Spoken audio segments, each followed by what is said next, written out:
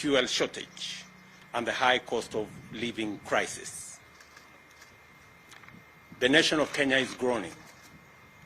We are in collective anguish and economic crisis. The devastating effects of this current economic crisis is now manifest in the artificial fuel shortage and skyrocketing prices of basic food items. Millions of Kenyans are witnessing in bewildered agony as fuel pumps run dry and queues grow longer due to this artificial shortage, which has already disrupted the entire transport sector. Kenyans are now forced to dig deeper into their pockets for bus fare, and border operators are being driven out of business. The skyrocketing prices of food items has pushed the cost of living beyond the reach of millions of Kenyans. Many farmers have failed to plant because the price of fertilizer has moved from 3,000 last year to a high of 7,000 per 50 kilogram bag, a price that is well beyond the reach of most farmers during this planting season. It thus therefore means that this year's harvest will be dismal, further compounding the problem of food security in our country. Cooking gas that was retailing as 2,300 in February, just 2 months ago, is now sold at Kenya shillings 3,350. The price of 10 liters of cooking oil, which was retailing at 1,450, now is selling at 3,100. And as already stated, fuel shot up from Kenya shillings 135 per litre of petrol to between 150 shillings and 205 in some parts of our country. Hospitals that rely on fuel to maintain life support equipment are equally in a crisis. The government of Kenya knows that millions of households cannot cope with these prices. The largest casualties, naturally, of this crisis is the vulnerable in our society.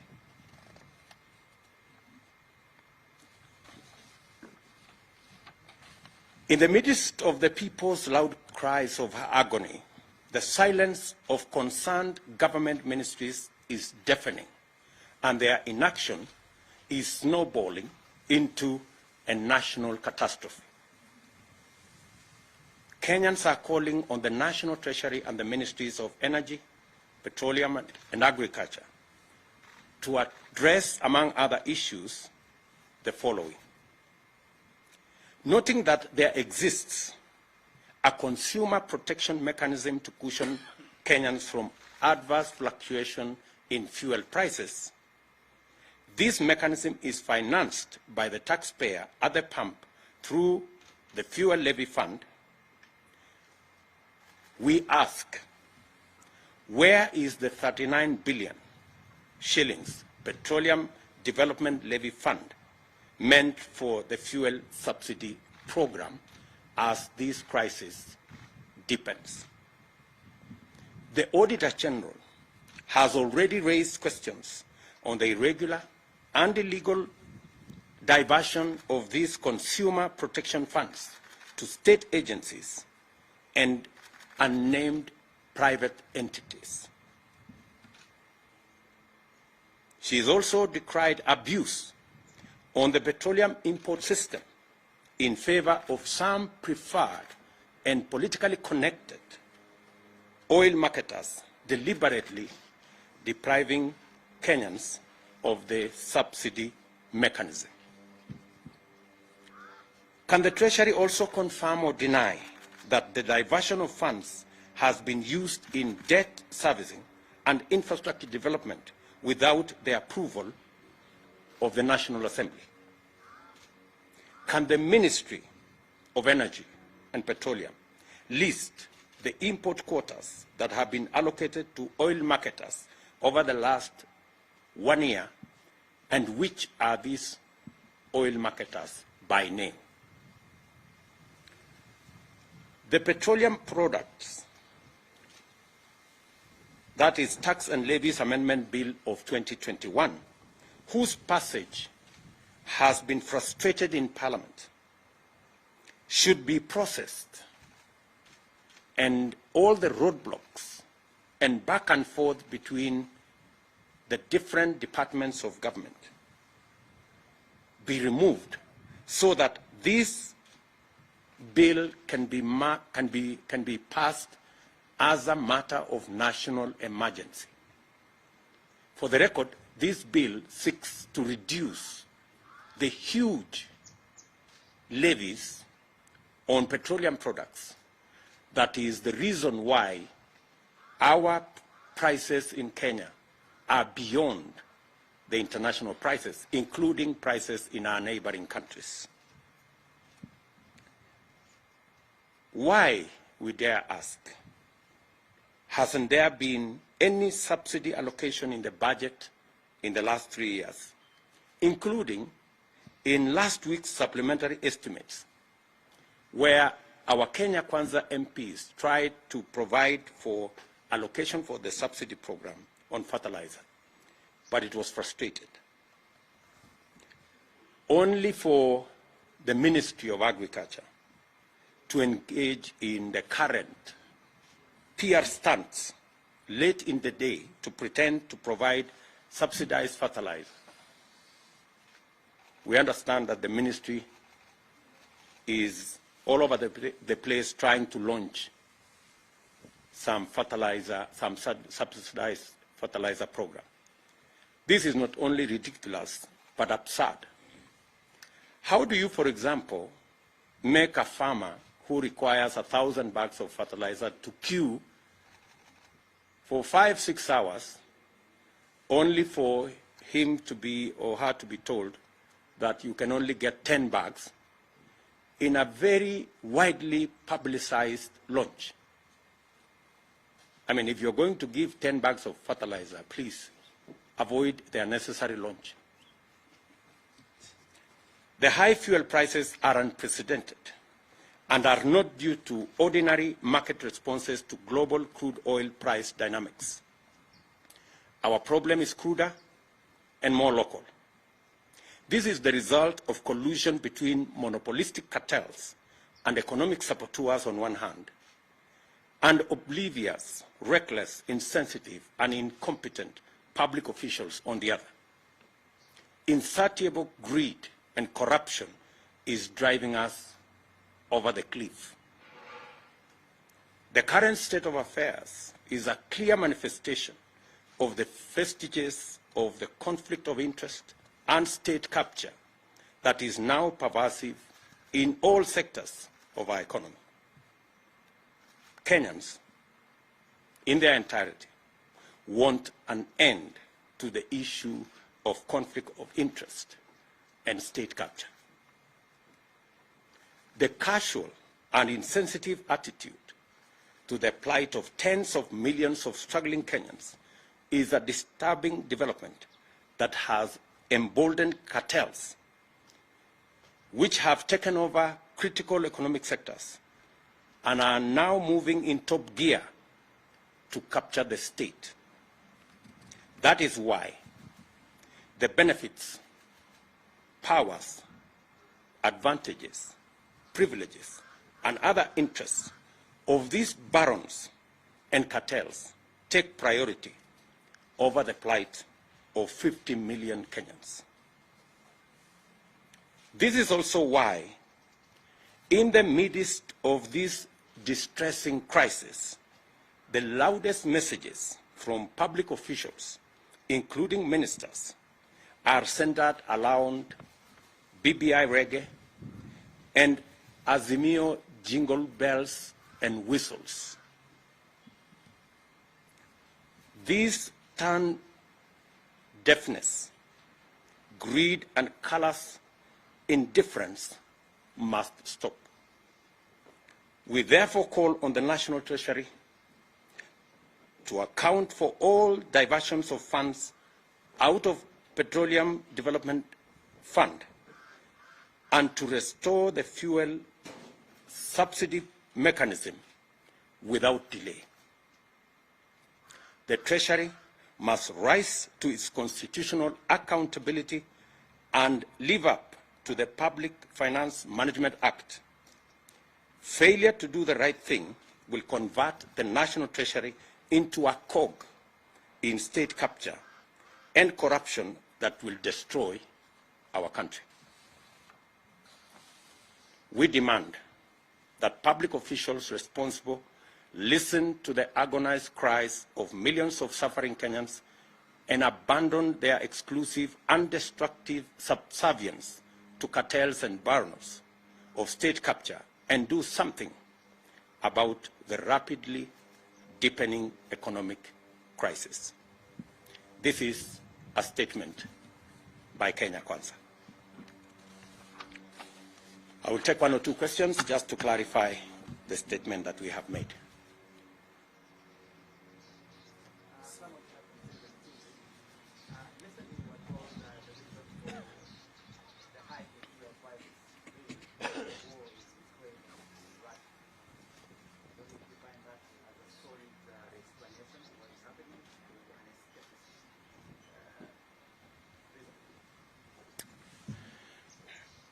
The people telling us about Ukraine and Russia are also telling us that there is no shortage of fuel. They are also trying to blame oil marketers. So they are even conflicted in the reasons why we have an artificial crisis in the country.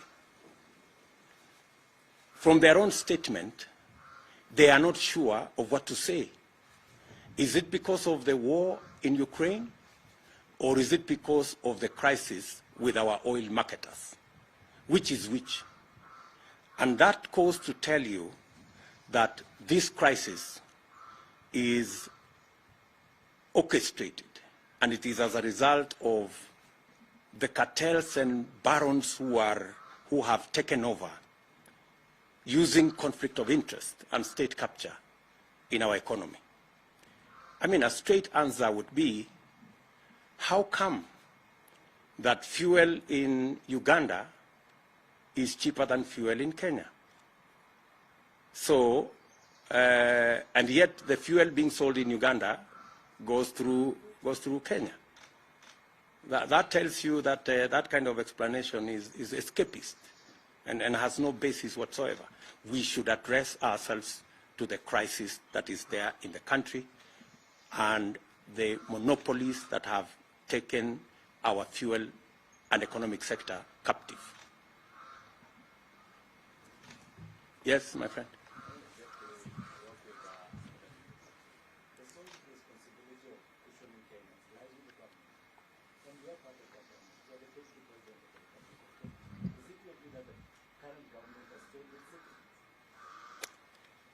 Kiru, you don't live in Kenya.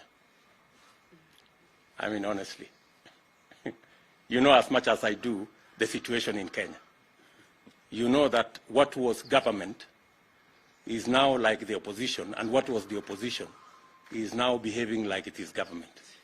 It is that confusion that has visited on the people of Kenya an accountability problem, because there are no more clear lines between the people in the opposition and the people in government, because greedy people who are supposed to be discharging their responsibility on the other side of government, because of greed, decided to come and become cartels and barons in government. So the responsibility we are discharging here is because we believe in the citizenship of our republic. This is somebody else's responsibility, but we are forced to do it because we have the interests of the nation at heart and we want the right thing to happen in Kenya. We would have chosen to keep quiet, but the crisis in Kenya cannot allow us to keep quiet. Yes. So the president has signed the supplementary appropriation bill, out of which I think 34.4 billion to be released to oil marketers. Does this address your fears? You know, we are locking the stable when the horse has already bolted. We will see what will happen, because this should have been addressed before we got ourselves into the crisis that we are currently in, before the long queues and before the suffering that the country is going through. As a result of the fuel crisis, we have serious price fluctuations in all basic food items, because to a great extent they are dependent on the prices of fuel. So as we go around this, just you may want to know that that supplementary estimate was brought just last week. You know, the fuel crisis has been long in coming, and you actually don't need the supplementary estimate to be able to deal with this. There was already money in the Petroleum Development Fund. Where did that money go?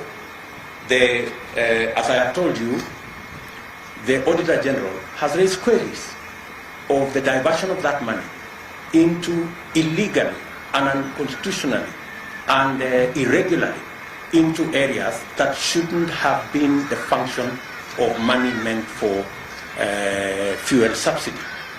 So the question still begs, what happened to the Petroleum Development Levy Fund? Why was the money diverted in the first place? Why was it diverted to state agencies? Why was it diverted to private entities?